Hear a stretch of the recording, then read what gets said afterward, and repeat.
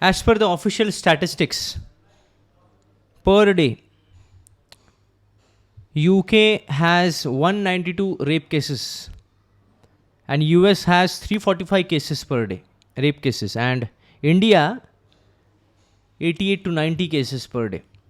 This is an official reported cases. तो ऐसा नहीं है कि बस डेवलपिंग कंट्री या पुअर कंट्रीज़ में ही रेप केसेस ज़्यादा होते हैं, बल्कि डेवलप कंट्रीज़ यूएस और यूके जैसे डेवलप कंट्रीज़ में भी हो रहा है. We have to understand the main core problem. ऐसा नहीं कि मतलब पोर्नोग्राफी अगर देखेंगे व्यक्ति, पोर्नोग्राफी अगर एनकरेज किया जाएगा या फिर इलिसिट सेक्सुअलिटी एनकरेज किया जाएगा या फिर सेक्स एजुकेशन को एनकरेज किया जाएगा तो फिर रेप केसेस नहीं होंगे. ये बात नहीं होती. अगर ऐसा है तो डेवलप कंट्रीज़ में जहाँ पे people are readily having illicit sexuality, people are, their sex education is encouraged और illicit sexuality के लिए कोई abnormal जैसे extra marital and inter marital affairs भी वहाँ पे बहुत नॉर्मल है, ऐसी जगह में भी रेप केसेस नहीं होते हैं. तो there is a problem with the mentality, the consciousness. पहला चीज़ है कि दृष्टिकोण, अपोजिट जेंडर को या फिर to see a woman as an object of sense gratification. Objectifying a woman is a problem. Woman is not itself a problem, but objectifying it. And because men in this world mostly are lusty, सभी लोग यहाँ पे साधु नहीं हैं या फिर कोई, they are all sages जिन्होंने इंद्रियों पर संयम किया है, कई साल तक ब्रह्मचार्य प्रैक्टिस किया है. People highly practice brahmacharis even can sometimes accidentally fall down. There are so many examples in scriptures, like Vishwamitra Muni gets fall down due to Menka's allurement. Obviously, they were not performing any rape cases or something like that. There was no rape cases as such, but it was an allurement by voluntarily. It was allurement by Menka, and then उसके बाद विश्वामित्र मुनि का fall down होता है. But that is an accidental fall down, making you realize that lust is so strong. महाशना महापापना विधि एनम वैरिवन तस्मात् तुम इंद्रियां दो. इसलिए सबसे पहले इंद्रियों को संयम रखना. That practice is given for the sages. और जो साधु लोग होते हैं, ब्रह्मचार्य प्रैक्टिस करते हैं, उनके लिए ये ट्रेनिंग होता है. But for a normal person जिसने ब्रह्मचारी लाइफ कभी ही जिया नहीं है, स्कूल लेवल एजुकेशन से लेकर देखें, स्कूल लेवल से ही वो पोर्नोग्राफी से एडिक्टेड है, वो एक्स्ट्रा वो गर्लफ्रेंड बॉयफ्रेंड रिलेशनशिप से एडिक्टेड है, कॉलेज में भी हो या फिर ऑफिस में हो. So that for that particular person is very difficult to control the senses. तो इसलिए ये जग जो है पूरी तरह ऐसे लस्टी लोगों से भरा हुआ है.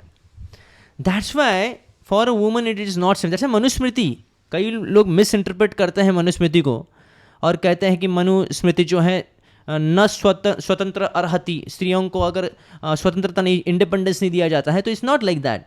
मनुस्मृति में इसलिए कहते हैं कि woman should not be alone because the world is full of lusty man. और वो डिफ्रेंशिएट नहीं करेगा, ओके, कि कौन स्त्री है, कैसी है, उसका एज क्या है, whatever, because there are lusty people, lusty man who are ready to exploit woman. तो for that Manu Smriti always advise that a woman should be always be under protection of father या husband या son. It's not a point that this is not a point to be make that woman are weak. They are not weak as such, but definitely when it comes to physics, when it comes to, there may be some exceptional cases कि जहाँ पे woman knows fighting, some fun art of fighting or something like karate or judo or kickboxing, whatever. That can be an exceptional case. But when it comes to strength, by nature, a man is more stronger. And when it is attacked, when they're attacked by 2 or 3 men, it's very difficult for a woman. That's why a woman has to be always under protection. But sometimes, obviously when there is husband also, sometimes there is a husband, there is a father, but still the woman is get raped, and now then what to do about this? So very important. That's why Manusmriti always says that a woman should never be alone. She should always be under protection. That was the indication given by the scriptures. But obviously ये possible नहीं है मनुस्मृति के सिद्धांत को अभी as it is वैसे ही interpret करें या फिर इसको लॉ में लेके. ये प्रैक्टिकली भी पॉसिबल नहीं और ये हो भी नहीं सकता है. पर what we can do is that educating people is very important. ये बेस होता है. नहीं तो रेप केसेस आएंगे, रेप केस जैसे हर साल कई सारे रेप केसेस होते हैं. इंडिया में 90 ऑफिशियल केसेस अगर हैं, और यूएस जैसे कंट्री में भी कई सारे केसेस होते हैं, 300 से भी ज़्यादा। तो इसमें problem is with the consciousness. Okay, इतने बार पनिशमेंट होने के बावजूद भी अगर लोग सुधरते नहीं हैं, either the law should be very strict, जैसे मनुस्मृति में और गरुड़ पुराण में तो इतना दिया है कि the genital should be chopped off. अगर कोई रेप करता है तो इतना लेवल तक पनिशमेंट है, या the person should get the death punishment, he should have a severe punishment. तो उस व्यक्ति को जीने का अधिकार नहीं है जो इसमें इन्वॉल्व है। So law has to be very strict, या फिर the woman should be have a proper protection. और अगर there is no proper husband और फादर नहीं है या फिर भाई नहीं है, whatever the, if there is man is not ready to protect, then the protection of woman is dependent on a police department, on a government level. So sometimes the government is also not self sufficient. Government कितने हद तक व्यक्ति को personal level पर मदद करेंगे? You can not blame just going on blaming government all the time, it not possible, क्योंकि government की भी एक सीमा होती है कितने हद तक वो हेल्प कर सकते हैं, पर्सनल लाइफ तक ज़्यादा, पर्सनल लेवल तक कितना जा सकते हैं। तो इसलिए मेन चीज़ होता है, अगर किसको ये चीज़ हमको लॉन्ग टर्म में रोकनी है, इतने सारे रेप केसेस हर साल हो रहे हैं। आज हुए, अभी हाल ही में इतना बवाल मचा हुआ है जो रेप केसेस का, कि बंगाल में हो रहा है, उसके पहले नॉर्थ इंडिया में हुआ था। तो ये जो रेप केसेस है, this is happening every now and then, हर साल बवाल मचता है, फिर उसमें पनिशमेंट होती है, कभी कभी जो गुनहगार उसको फांसी भी होती है, पर फिर भी ये रिपीट होते जाता है। तो serious decisions has to be taked. First thing, pornography. आप कई रेप केसेस में आप देखेंगे pornography, the person who is involve in it, he is addicted to this watching pornographies. And आजकल की जो पोर्नोग्राफी जो होते हैं, जो कंटेंट होता है, it's so artificial sense gratification, और उसमें कभी कभी चाइल्ड पोर्नोग्राफी भी होती है, and something which is very unethical, कुछ अनएथिकल भी कई बार होता है। एंड इसमें sometimes abusive words are used or abusive activities are done in the pornography videos. And when people watch this, and the same impression gets into their mind, and when the mind starts meditating on it, इसलिए कृष्ण गीता में कहते हैं ध्यायतो विषयन पुंसा संगस्तेषुपजायते। जैसे व्यक्ति ध्यान करता है, मनन करता है, then he want to associate with that particular object. जितना मेडिटेट करेगा उतना उसको ऑब्जेक्ट को प्राप्त करने की इच्छा जागृत होते। अगर हो सकता है व्यक्ति थोड़ा डरा रहे या भयभीत रहे लॉ से, गवर्नमेंट लॉ से, यार लोग, संसार क्या कहेगा, लोग क्या कहेंगे, then he may not act in a violent way. But person who just forget his intelligence, and he is failed to use his intelligence, and he is not acting on the ethical grounds, then he can fall down.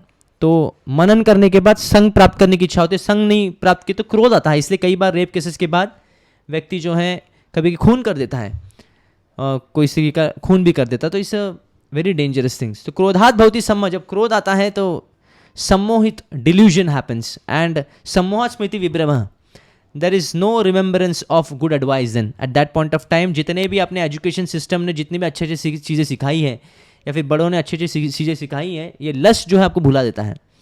And सम्मोहात् स्मृति विभ्रमः, स्मृति भ्रंशात् बुद्धि नाशः, intelligent is lost and बुद्धि नाशात् प्रणश्यति, and there is complete fall down. So ये complete fall down होने से पहले first thing one has to do this, that stop meditating on lust, stop meditating on lusty objects, stop objectifying a woman as an object of lust. तो ये बहुत गलत चीज़ कर रहे हैं। खास करके जो पोर्नोग्राफी है, आजकल आप इंटरनेट में देखें तो ज़्यादा सर्च आइटम्स में आते हैं वो पोर्नोग्राफी है। This is what mentality is of people nowadays. एक बार एक केस आया था जिसमें न्यूज़ में आया था कि जो फ्री वाईफाई जो रेलवे स्टेशन में होते हैं या कई जगह फ्री वाईफाई दिए जाते हैं, उसमें फ्री वाईफाई का जो यूज़ है वो पोर्नोग्राफी देखने के लिए किया जाता है। तो इतने लेवल तक लोग गिर चुके हैं। तो see the mentality, a person is known by the character which he keeps, और कैरेक्टर माइंड से पहले आता है, उसका माइंड कितना प्यूरिफाई है। तो this training is never given in the society, how to control mind, how to control lust. And ये कृष्ण भगवगीता में कहते हैं इंद्रियाणि पराणि आहुर इंद्रियभ्यः परं मनः, मनसस्तु परा बुद्धि यो बुद्धि परस्तस्सु। First we have to understand this, gross body के ऊपर है सेंसेस, और सेंस ग्रेटिफिकेशन की भी ऊपर है माइंड, एंड माइंड के ऊपर है सटल बॉडी से ऊपर है, दैट इज सोल. तो हमको ये जानना है, we are not this body. Gratifying body will never make us happy. This basic spiritual education which is given in Bhagavad Gita, and people are not at all ready to read और invest time in spiritual studies and spiritual realization. और इसलिए आज ये चीज़ें हमें face करनी पड़ती हैं. आप कितने भी टेम्पररी सोल्यूशन निकाल रहे हैं, चाहे गवर्नमेंट अभी कोई क्रिमिनल को दंड दे दे, बस हम लोग सेटिस्फाई हो जाएंगे, ठीक है, रेप केसेस जिसने रेप किया उसको दंड मिला, यानी अगेन दिस थिंग, ये श्रृंखला चलती रहेगी. तो इसके लिए we need a good governance, very important, very strict governance, कि कोई मर्सी नहीं. Obviously one should not take an undue advantage of such laws, but तो इसमें अगर कोई रेप केसेस में one is found guilty, death sentence should be given to that person. That is no doubt about it. And I think government is moving towards that. But at the same time we have to understand कि साथ ही साथ व्यक्ति को consciousness change, हर व्यक्ति को अपनी consciousness, अपना दृष्टिकोण बदलना होगा स्त्रियों के प्रति. और that can happen only by spiritual education. आप अपने मटेरियल एजुकेशन में इतने सारे, there are so many literates, there are so many education, but still they are bound by lust. तो spiritual education, specially Bhagavad Gita का knowledge, Bhagavad Gita as it is, we should read daily so that we can also control our lust. At the same time, we can preach others to stop this abominable activity that is rape. Thank you so much. Hare Krishna.